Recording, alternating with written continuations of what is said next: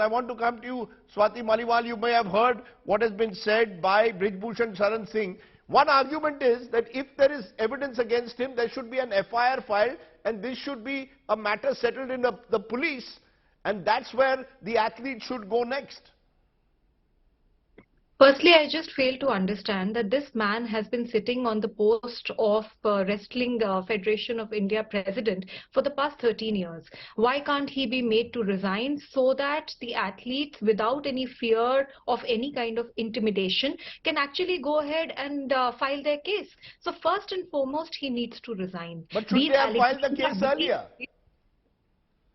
Why can't the other way around? Why should it not happen like that? And at the same time, Delhi police has heard all these athletes go on record stating that they have been sexually harassed by him, by other coaches, and they have witnessed several other women being harassed by these people, and they have evidence. So has the Delhi police approached these athletes? Has their statements been recorded? Has any kind of help been provided to these athletes? I think it's a matter of great shame for the nation that these are Olympian medalists.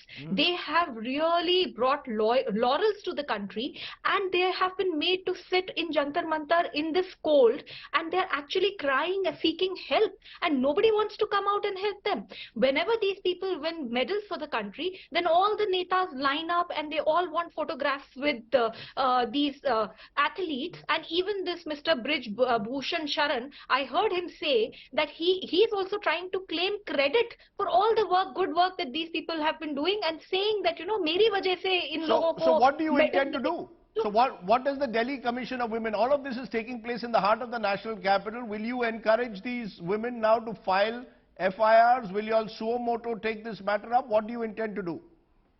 So we've already suo moto taken the matter up. I have met all these athletes yesterday. I have had a long discussion with them, and we have issued notices to the sports ministry as well as to the Delhi police. I have asked for a copy of the FIR, I have asked for arrests in the matter, and I have also asked the sports ministry as to what is the internal complaints committee, what are the systems in place. There is no inquiry. All these athletes who are extremely strong and accomplished women, they have been forced to sit on a strike, and they are raising some very serious allegations. I fail to understand why can't they be investigated.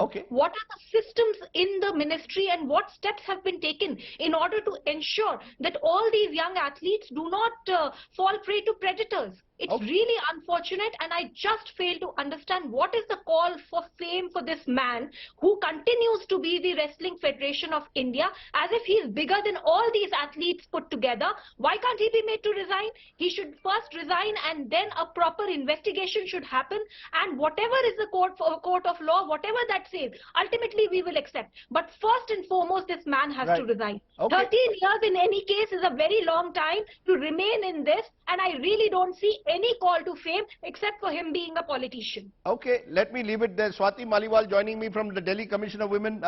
Thank you very much. I want to go to the lawyers. Nandan Kamath, you've tracked athletics. You've got a wonderful foundation that works among athletes. What's your sense? What can be done in a situation like these? Conflicting claims, counterclaims. Should the athletes have gone to the street to make their voice heard? Is that the only way? Or could they have approached, they claim they approached various ministries, no one was willing to listen? Yeah, Rathik, I think this is a real challenge and quite a unique situation that athletes are willing to speak up. And I think it's worth understanding what they put on the line when speaking up.